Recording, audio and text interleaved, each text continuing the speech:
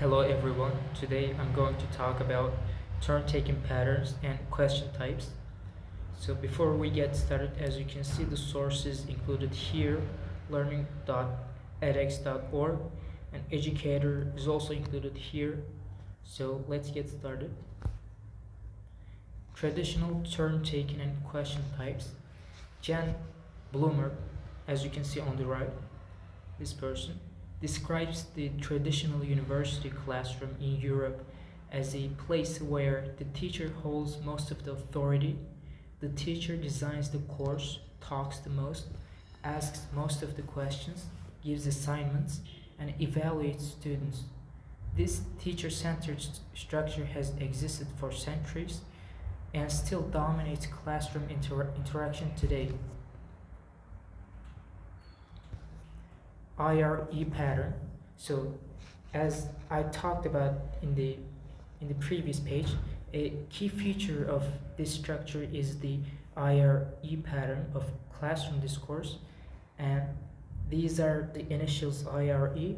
These are stands for initiation. Teacher asks a question here. R is respond, student answers, and E evaluation. Here the teacher judges the answer. So teacher might ask, what time is it?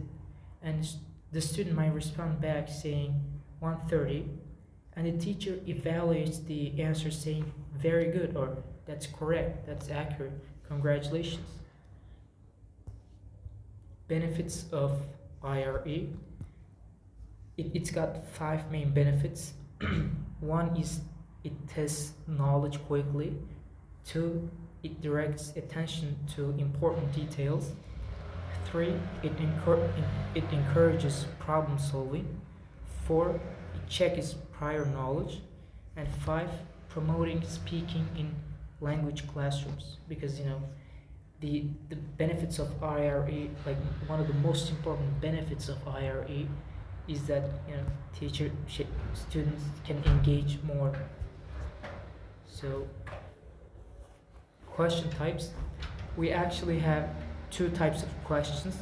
One is non-answer questions, and the 2 is open-ended questions. So the primary function of non-answer questions is that it's to prompt students to display information already known to the teacher, and it has one particular right answer. An example for this might be, what's the capital of Pennsylvania, for example. 2 open-ended questions. These are also called genuine, authentic, and information-seeking questions. So open-ended questions are also called, as I said, genuine questions, and they don't really seek one right answer. And even the teacher may not have a predetermined answer in mind. So this is more broader when you think about it.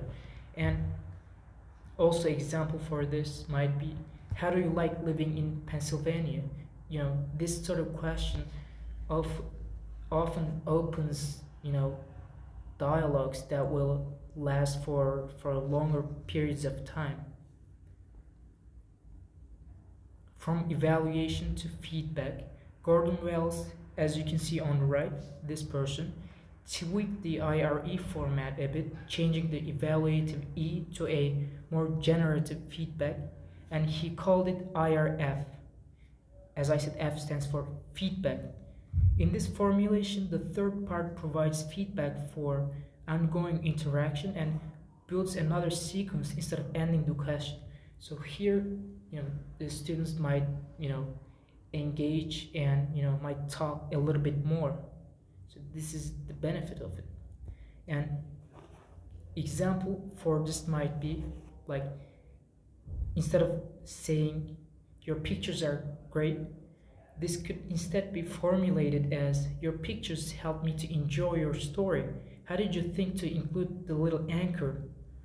Or another example might be, like, instead of saying that's correct, we could, like, it could instead be formulated as, that's correct. How did you get that answer?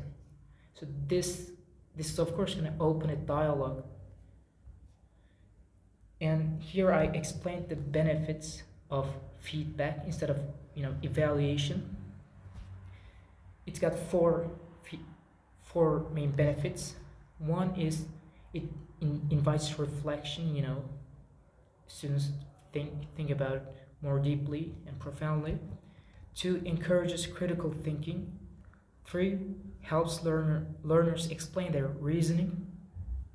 And four, builds richer discussions. And this is one of the most important parts here. Wondering versus telling. So, middle school science teacher called Mr. Wonderful uses wonder and curiosity. He introduces a question by referring to another student's curiosity. And he says his question is, what determines if your zygote becomes male or female? And he avoids evaluating student answers directly, and even so much so that students even start to wonder whether even the teacher knows the answer.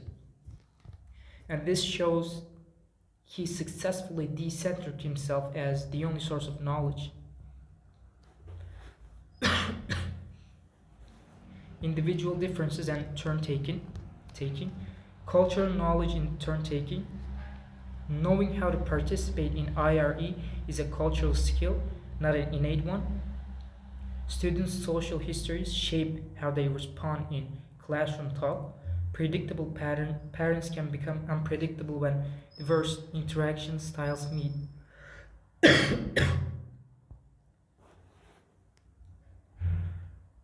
Wait time and its effects.